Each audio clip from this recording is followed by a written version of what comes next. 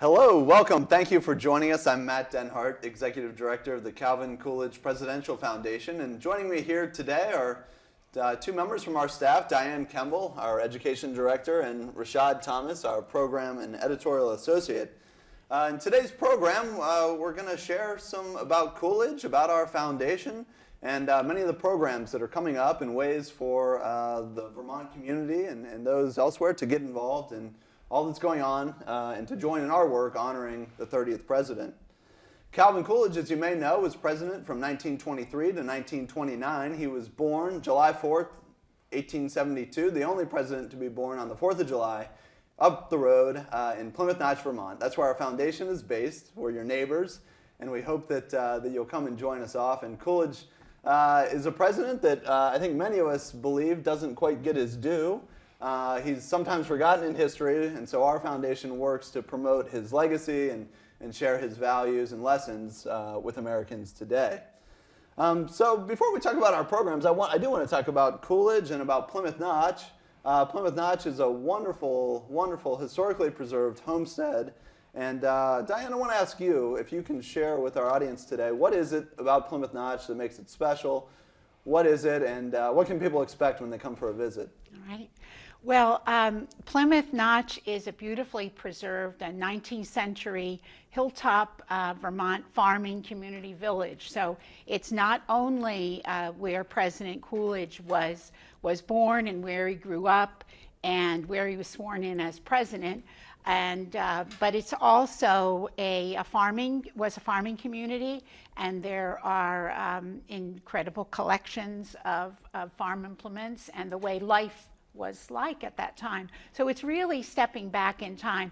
And I know it's winter now, but people can come there at any time and walk around. In fact, there are maps that are left out in front of the general store so people can walk around.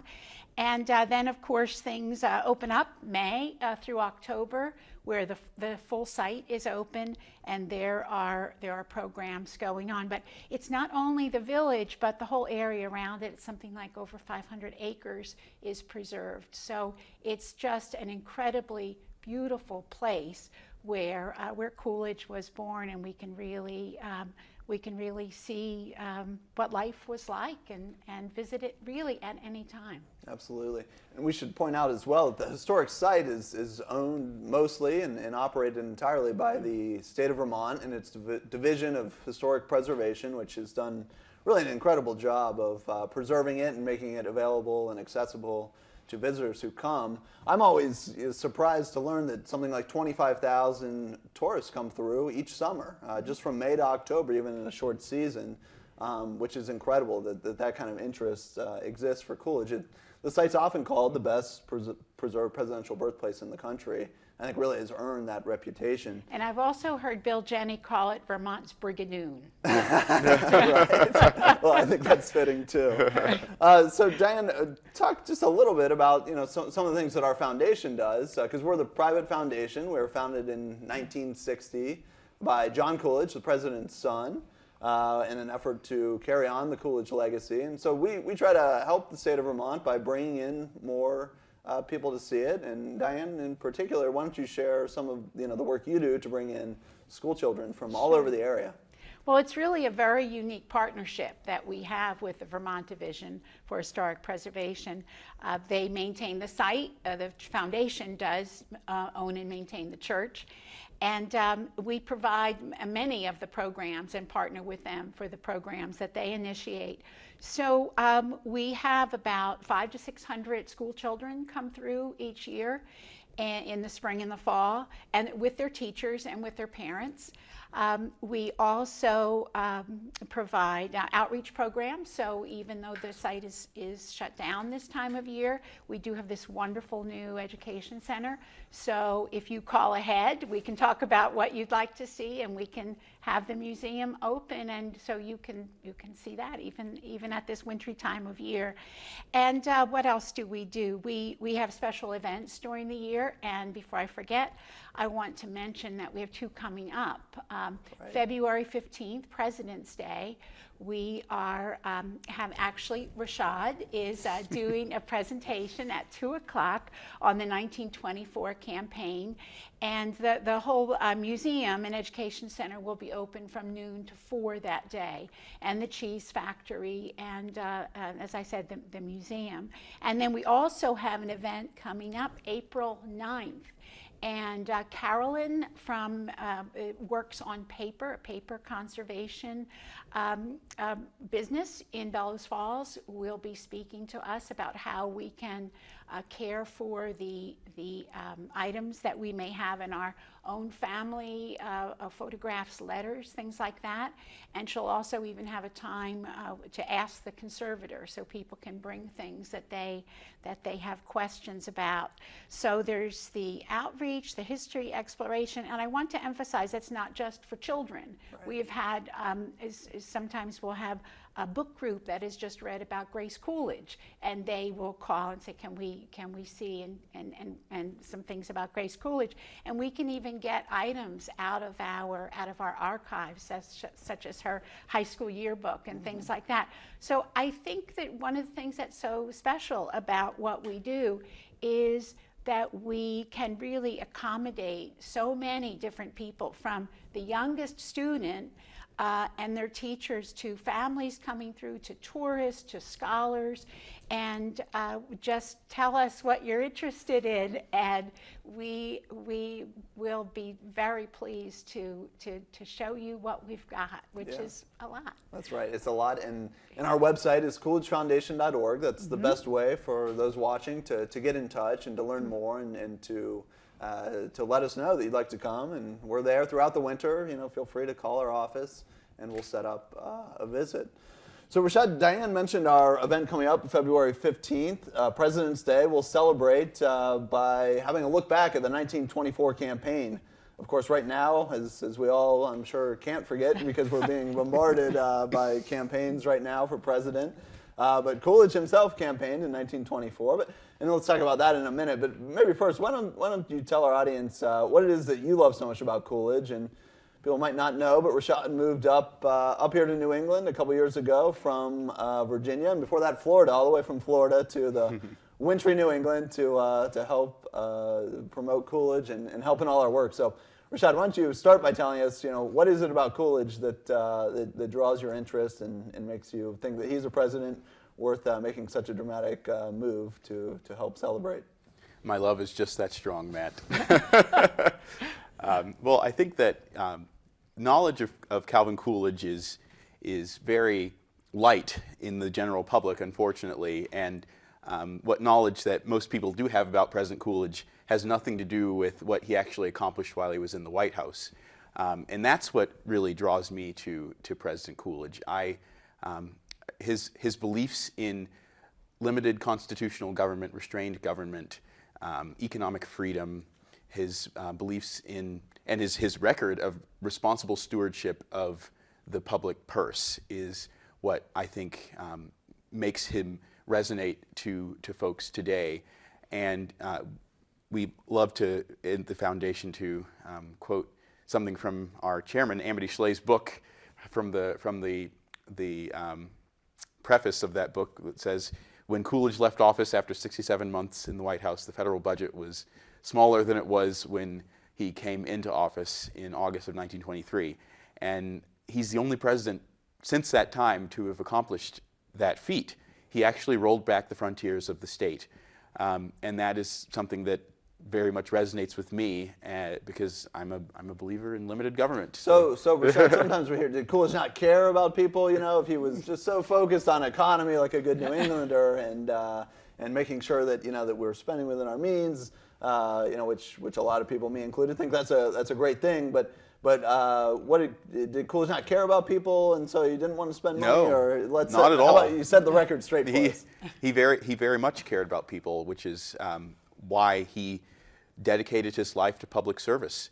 And his economic management brought broad prosperity to the American people during the years of his presidency. It was referred to as the Coolidge prosperity in those years. I mean, we got electrification throughout the country and new appliances and whatnot, like refrigerators and cars, opening up the travel to the American people. There was very low unemployment throughout his entire presidency. It was below 5% the entire time Coolidge was in the White House. America went to flight with Charles Lindbergh in 1927.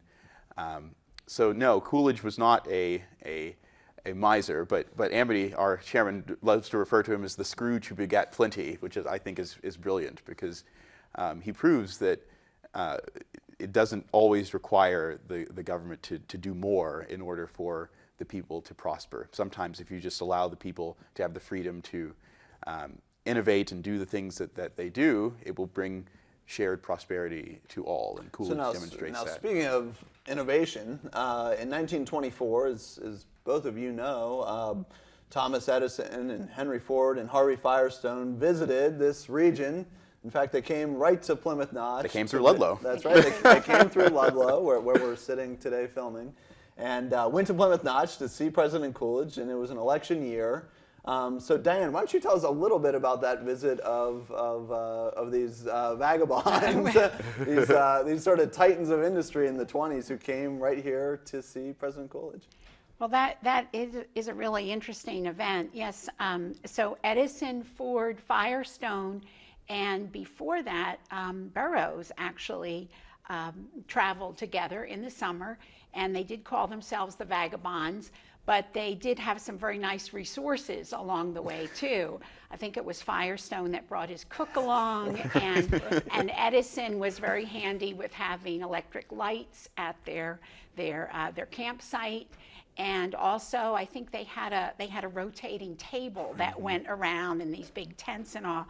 But it's a very, and they did come through Ludlow, and last summer, 2014 actually, yes, 2 summers ago, it was when they visited Plymouth, and there's that iconic photograph taken of them in front of the homestead.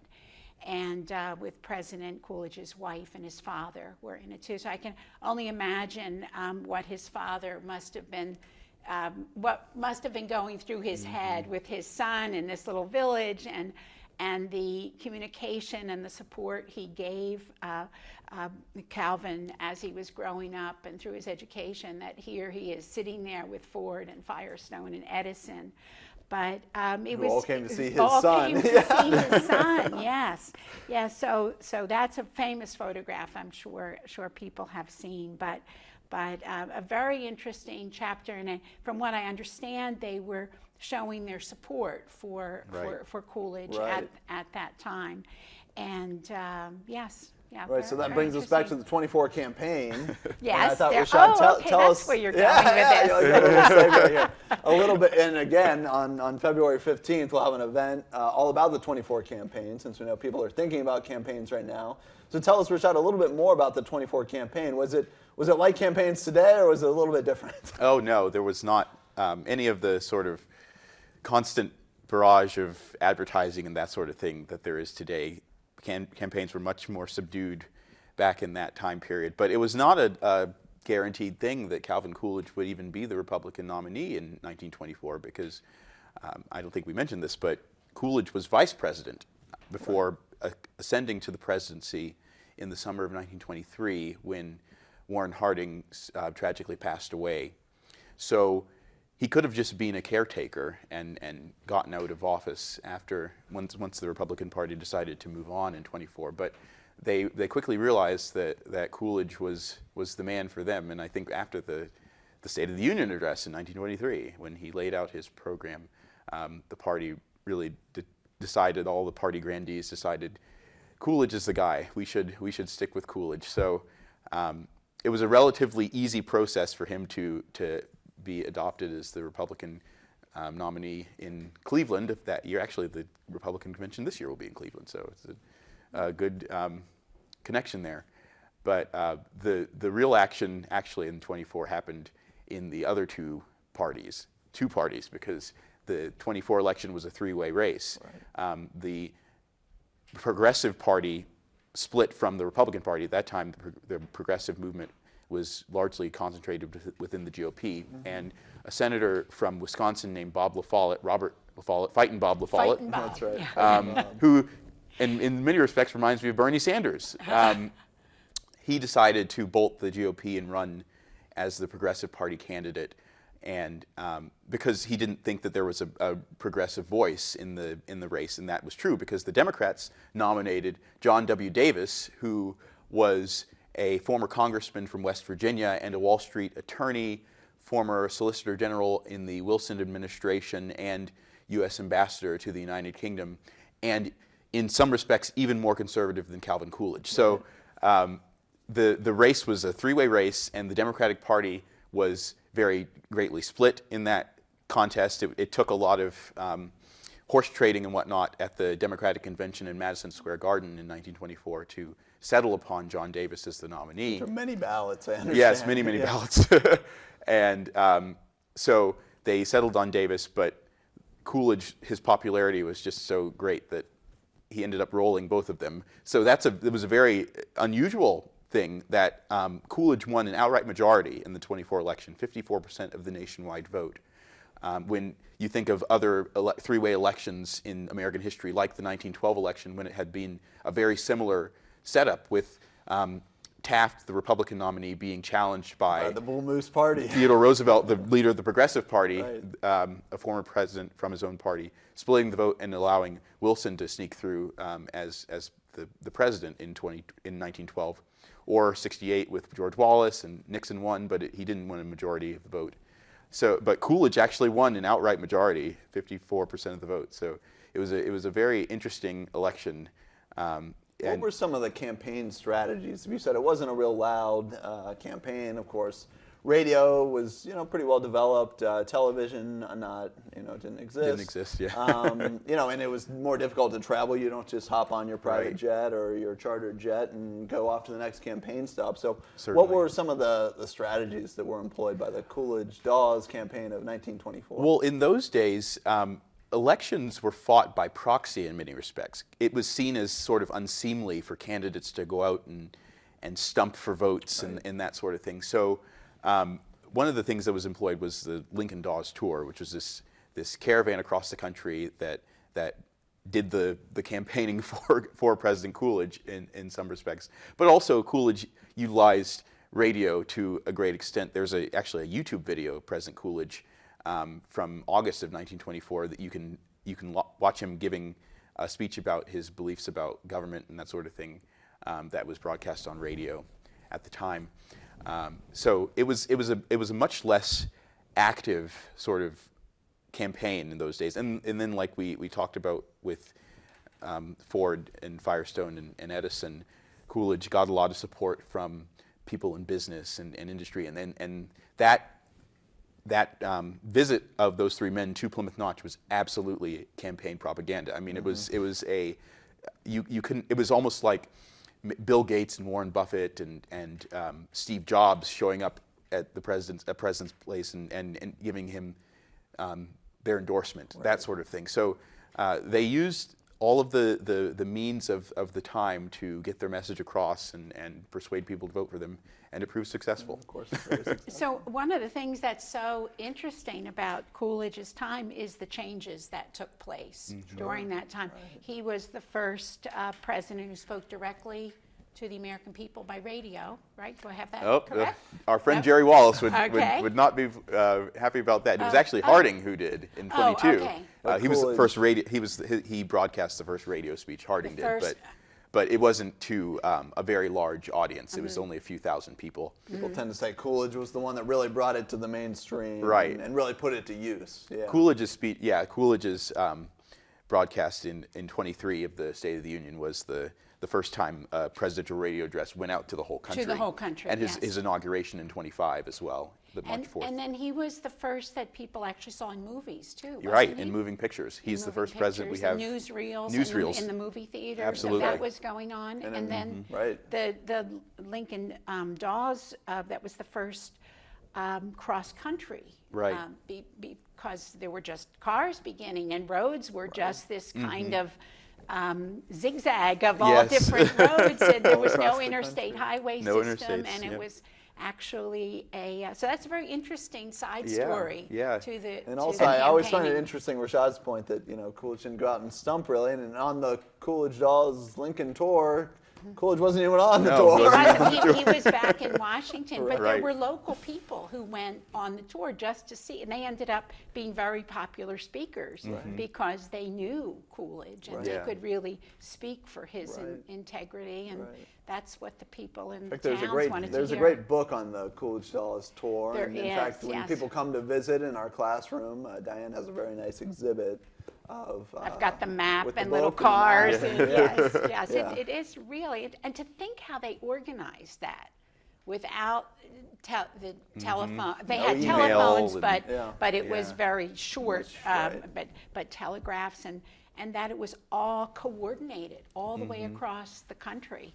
Yeah. On these awful roads, Yeah. and without the communication we depend on today, and yet there was the crowd waiting to welcome them when they came into Cleveland or something. So Right. Right. it really is amazing. Yeah, yeah. And I should also note, Coolidge is the earliest president that we have his voice actually, recorded, because we don't have any voices from presidents prior to Coolidge. In fact, if you go on YouTube, you can find some of these clips, Right. which is great. Right. Yeah. Well, great. So don't forget, February 15th, we have a special program, and the classroom will be open. We'll have an open house. People can see the museum, which normally is closed this time of year, but they can come from noon to 4, and at 2 o'clock, you just got a little taste of what Rushad will offer at 2 o'clock on February 15th with our President's Day program. And then, of course, also don't forget, April 9th will be our program on historic preservation of documents and photographs. I think all of us have things, in a box somewhere or maybe in the attic that we know we probably should be taking better care of, but we're not really sure how, and this is really your opportunity to come and learn from an expert on that. So we hope you'll join us on April 9th as well. Now I want to talk about our writing prize called the Calvin Prize for Vermont Youth. And Diane, why don't you tell us what the Calvin Prize is, and then Rushad, I'll have you explain what this year's prompt is about. Well, this is a writing contest that's open to students who 18 is, they have to be Under 20. Under 20, yeah. Under 20. They do have to be Vermont residents or go to school in Vermont. And we've got a wonderful topic this year, and having to do with citizenship. And it really encourages students to write or students to have an audience for their writing, students who are already doing great writing, and it gives them some place to take it. And this year we have a change where the winner will be presented with their prize at our annual gala, which will be right up here at the Notch on July 2nd, tentatively. July 2nd, yes. So the topic is a great one, and we spent a lot of time discussing it. This doesn't just happen. We think of topics that have to do with concerns that students might have, things that we would like them to be thinking about. We are always thinking about the Constitution and citizenship and all those things that we want our young people to be curious about and to learn about as they grow up and as they study. And this gives them a great forum for it, this writing contest. Absolutely. Right. And for a few, there's a prize attached to it as well, Rushad, right? Yes, the winner receives $1,500, and then the runner-up receives $500. Right. And I should also note that the name, the Calvin Prize, it's named for President Coolidge, but it's also named for his younger son, Calvin Coolidge Jr., who unfortunately was a very bright child and was the apple of his father's eye and all that sort of thing, but he very tragically died at the age of 16 from a blister that went septic, that he was playing tennis on the White House lawn without socks, and he got a blister on his toe, and the blister got infected, and he had blood poisoning, and then he was sadly dead within a week. So, and this was in the summer of 1924, right before the election. So I should note that a lot part of the campaign compassion too. for Coolidge helped go into the election as well. And you think of But, that photograph was not that long. The Not at photograph we all, spoke of right. after his month son or had so, died. Yeah. Yeah, The one with yeah, Larson. yeah. It was the the vagabonds August. came in August, and his son died at the beginning of July. Yeah, very, very sad. But so we've established this prize also as a living memorial to Calvin Jr. Right. So the Calvin Prize for Vermont youth, and just to summarize everything that's been said, it's for students who either go to school in Vermont or are residents of Vermont, of course, under 20 years of age, and they write an essay, and there's a word limit, I think, of 1,000 words, so it's not too taxing. And then there's prizes for the winners, $1,500 for the winner and $500 for the runner-up, and people can find more info on CoolidgeFoundation.org, and you submit your essay directly online. Right. But Diane talked about this year's prompt a little bit, and our topic relates to citizenship and the responsibilities and also the privileges of being a U.S. citizen, something that Coolidge thought about quite a bit. Now this year, as many might know, is an anniversary year for a famous Coolidge speech. So why don't you tell us about that and how it relates to this year's Calvin Prize? Sure. Well, in 1926, when Coolidge was president, it was the 150th anniversary of the Declaration of Independence. So now, I guess we're on 190 years? No, I'm not good at math, but anyways. whatever anniversary it is of the Declaration of Independence in 2016.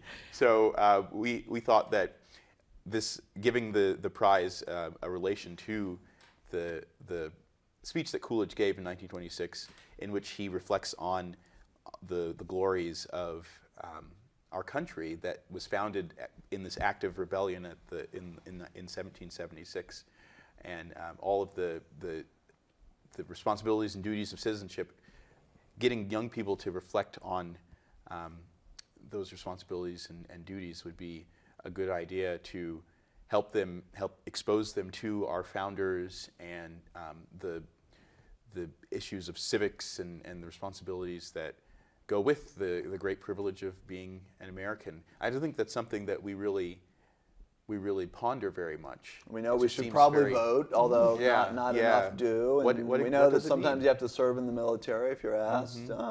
But there are other responsibilities too, aren't there? Absolutely. What does it mean to be an American citizen? I mean, we have to, as men at least, we have to register for the selective service when we're 18. But there are also many privileges of citizenship that go with being an American: access to financial aid and Social Security when we're old, and all those sorts of things as well. But there are also duties: paying taxes and like you said, voting and serving the military if we're called upon to do so, and all of that sort of thing. So I'm excited to see what students come up with, and what are their thoughts about what it means to be a citizen. And you referred to that speech, which a few years ago we read excerpts from it at the cemetery on July 4th. Right. And one thing that I really admire about Coolidge is he was such an eloquent writer, and he wrote all his own speeches. Yes. And this is a really, really moving speech. So you don't have to be a student to read this. It's on the Coolidge's speeches are on our website, and this is one on the anniversary of the Declaration of Independence. And it's amazing how timely some of the things that he spoke of are in that speech as well. So as far as America's place in the world and welcoming people from other countries and respecting them once they're here, and it's just an amazing speech, as are his other ones as well. Absolutely. Indeed. And a good point that people can go to CoolidgeFoundation.org again to find so many Coolidge resources, his speeches and quotes and reports that have been written and all sorts of photographs and too. Lots of really good photographs. Yeah. And political cartoons from the Coolidge era as well. And that's one of the things we'll have out in the classroom as well, the Ding Darling cartoons. Yeah, great. And the deadline for our Calvin Prize. So there is a deadline. Students need to write their essay and submit it by the 27th May 27th, which is a little bit different. In past years, we've had it the submission deadline being in the fall. Yeah. But we thought maybe we should move it up so that students can submit it before summer vacation and then enjoy their vacation and then come back to school for a fresh year. So May 27th, and we really hope to get a lot of great applications. Yes, indeed. Great. We run another big program, which is a debate program for high school age students, and debaters come from all over the country and many from Vermont to Plymouth Notch, where they spend time with us and they learn about history and they learn about President Coolidge and they learn about economics and public policy and civic education and so many things that we all wish that that everyone was learning more of. And so we thought, well, let's start young, when they're debate students, so that they can benefit from these experiences. So students come in from around the country and spend time and they learn and then they debate. And we find that debate is really valuable because it's a competition, meaning that the students have to quickly absorb the material and then debate both sides of any issue. And so they really have to expand their horizons, and even if they don't agree with the side they have to argue with, well, they have to understand what other people are thinking and the major reasons for that. So Rushad, why don't you talk a little bit about the debate programs that will be going on this summer and opportunities for students to get involved with that program? Certainly. Well, debate at Plymouth Notch is not a new thing, because in President Coolidge's autobiography, he notes that when he was a college student at Amherst, one summer when he came back to Plymouth, he participated in, he calls it a small neighborhood debate on the gold standard. This was in the middle of the 1896 presidential election, in which not Grover Cleveland. William McKinley was going against William Jennings Bryan, and one of the issues was the gold standard. And the gold-silver debate. Yes, the gold-silver debate. So we just revived it by creating our Coolidge debate program. And it's a really fantastic opportunity, I think, for young people and for us to interact with the young people and bring them to Plymouth Notch to learn about President Coolidge. And to debate all of these important public policy issues facing our country today. And I think one of the best things about our program is we're able to use the historic site as a teaching tool to help the kids understand economic concepts and draw parallels from history for debates that we're having today. We have several debate programs that we run at the Notch. One is a World Schools debate competition, or not competition, World Schools debate camp. World Schools is a format of debate that high school debaters in some leagues use, and our national U.S. high school debate team that competes internationally uses this format.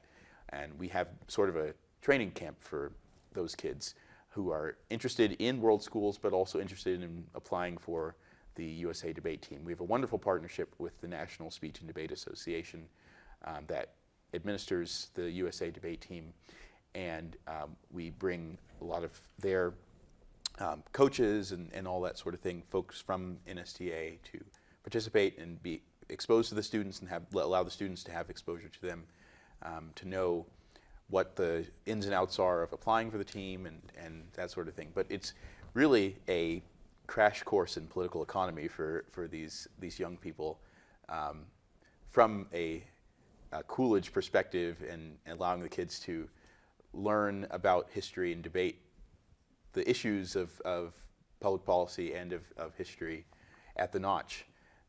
We also have a partnership with the Debate Institutes at Dartmouth, which is a summer camp for debate kids run at Dartmouth College over in New Hampshire. And we bring kids to the Notch just for single day programs. Right.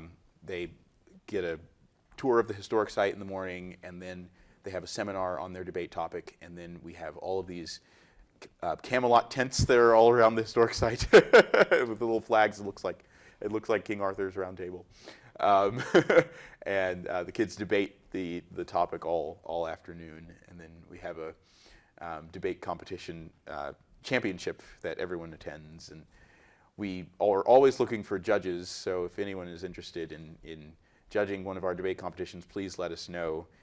We would love to have you participate and see it in person, what we do. Right, and a really important part of the debate program is, as you mentioned, is when the students have the chance to see the historic site and tour through some of the buildings, which is organized by Diane and a group of volunteer docents. So why don't you talk a little bit about the chance to get involved as a volunteer docent, Diane? I was just hoping for that opportunity, because we do depend on volunteers for the history exploration programs when all the school groups come.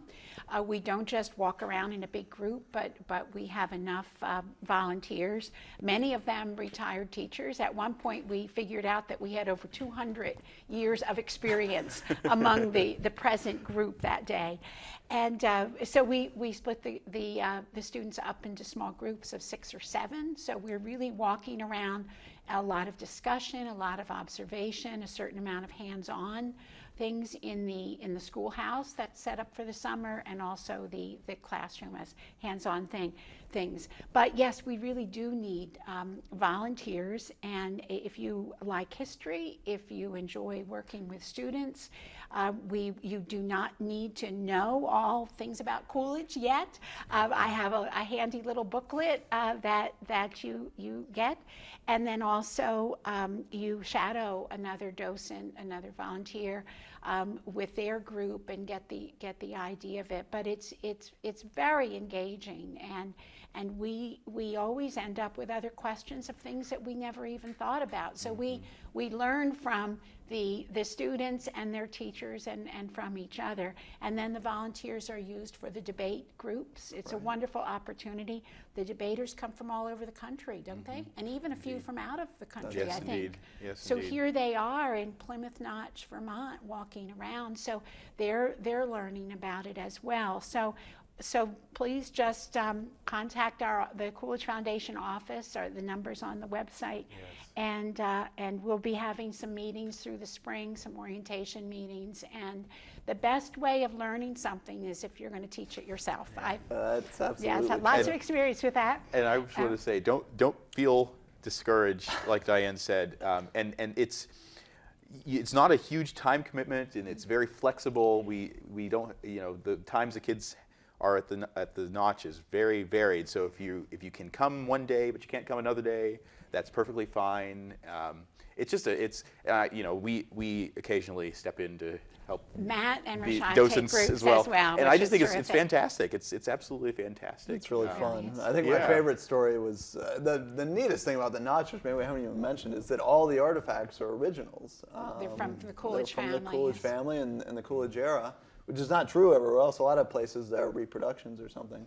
And so I was leading a group through, and I had just told a student, everything is original. And of course, then he pointed to the exit sign and the water fountain. And I said, okay. But then he asked the real kicker of a question. He said, are the prices in the general store still the same? I said, well, no, probably not. But it was interesting to see a 4th grader thinking about inflation already. But I'm glad you mentioned about the flexibility, because I know that's hard for volunteers to say, well, sometimes I can't do it, and I don't want to commit every Wednesday or something.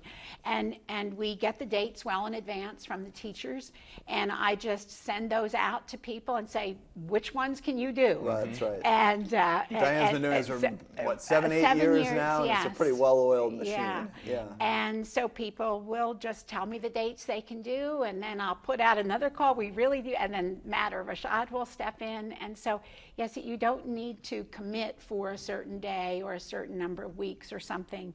And so it's a great group, and it really makes our program what it is, because we have knowledgeable, enthusiastic volunteers that allow us to have small groups. And here's this little village, you can see from one end of it to the other, and we spend about 3 hours. And the kids are involved. We are in the museum, we're in the schoolhouse. cheese the factory. Cheese factory, we haven't mentioned that. Cheese Recently factory. listed on Oprah's favorite things. Yes, Yeah. and the cheesemaker, Chris, is a former teacher and loves to come out when he can and tell all about cheese making. And give free samples. And give free samples. That's always a highlight. So it's amazing that we can spend and over to the cemetery as well. right. So Coolidge there's is a buried. lot there for such a small geographical area, and It's a wonderful, wonderful place, and I just want to encourage people who live locally. A lot of people say, "Oh, I haven't been there in years, and I've been meaning to go." And I guess we can't say it's changed too much. There is the museum That is right, though. fairly new, maybe 4 years, Right. maybe 4 years old, and there's besides the permanent exhibit, there is a yearly exhibit that changes. And there'll be a new exhibit come this spring on Gifts of State, I believe, Yes, is Presidential Gifts what of it's State. on. It was on Grace Coolidge's clothing last year, her gowns and other accessories. So that's always changing, and it's just a beautiful place to And come. I think no and matter, walk even around. if you've been there 1,000 times, I think all of us, every day when we pull up, we still feel that kind of refreshing sense of simplicity that is just so embodied there in Plymouth Notch. Absolutely. Well, now I just want to talk about our last program, or we have many programs, but a major new program, the Coolidge Scholars program. This is a full ride merit scholarship. It is open to any U.S. citizen or legal permanent resident. So anyone In the 11th grade. In the 11th grade. Students apply as high school juniors, and anyone in the whole country can apply. And this is a full ride, a literal full ride merit scholarship that covers tuition and fees and living expenses and participation in our leadership program and opportunities to come to Plymouth Notch during the summers. And we're just launching it this very year. We're taking applications right now. The application deadline is March. March 18th. The website for the scholarship is coolidgescholars.org, coolidgescholars.org. And again, the deadline is March 18th. Rushad, why don't you tell us a little bit about the application? If someone's interested, what do they need to do to apply? Sure. Well, we have a lot of the normal demographic information, your name and phone number and all that sort of thing, but it also requires that you write a personal statement about why the scholarship would benefit you. And then we also have an essay requirement from an excerpt of one of President Coolidge's most famous speeches called "Have Faith in Massachusetts," and we just asked the kids to take something from that speech and tell us about why they think it's important or why they think it's relevant or that sort of thing. So I think other than a wonderful opportunity for college funding, it's also a great opportunity to learn more about Calvin Coolidge for young people. So That's right. Yeah, we plan to give 2 of these awards this first year, and so of course it'll be very competitive. But we know Vermont has a lot of really top-notch schools. In fact, they educated Calvin Coolidge, so it must be a wonderful state. right here in Ludlow, Right Black here. River Academy. Black River. That's right. And then of course he attended St. Johnsbury Academy as well up north for a term. So we know there are many good candidates here in Vermont. We hope that students will apply. As Rushad said, there are 2 essays involved, but both of them have reasonable word limits. I think around 600-700 words, so neither should take too long, although we hope students put a lot of thought and research into those essays. And then they need 2 letters of recommendation, one from a teacher and one from someone who knows them well. And and then fill in some typical information about your GPA academic record and transcripts, involvement, that sort of thing. Yeah. And so what are the main criteria that the judges will use to assess the candidates? Well, of course, we are looking for very academically strong students, but we also want to see students who have an interest in the world around them, in public policy and current affairs, and have a fluency with those things, but who are also involved in their community, in their schools, giving back to their place wherever they are, and who exhibit great promise for the future, because we envision the Coolidge being a scholarship similar to the Rhodes Scholarship, like the Rhodes for America. So we're looking for exceptional students in every way, not just academically. So any student who meets the criteria, we very much encourage you to apply. That's right. So high school juniors, we hope you'll apply this year. The deadline March 18th. Those who are younger, we hope that you'll start thinking about Coolidge right now, because you'll be juniors before you know it, and we hope that you'll take this opportunity. Well, great. And I guess we should just mention one last program, which I think I can probably declare right here on this program that it'll be an annual event for the rest of history, and that's July 4th, America's Independence Day. And as I mentioned at the beginning of the program, Coolidge's birthday. So Diane, tell us just quickly, what happens on the 4th and why is it such a special day? Well, I bet a lot of people watching this know something of what happens on the 4th.